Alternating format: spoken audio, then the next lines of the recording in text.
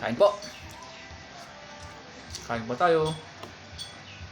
Ayan, ginisang kamatis, tuyo, prito, at saka suka, sausawan, natagtag ng sili.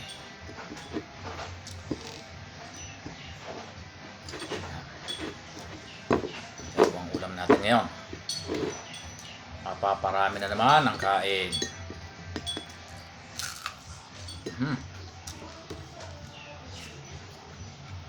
Ang sarap.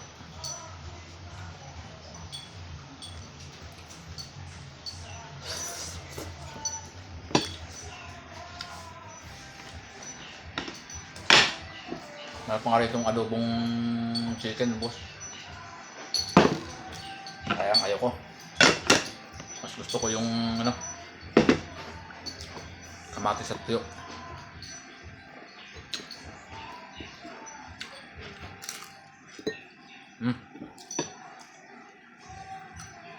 Kain!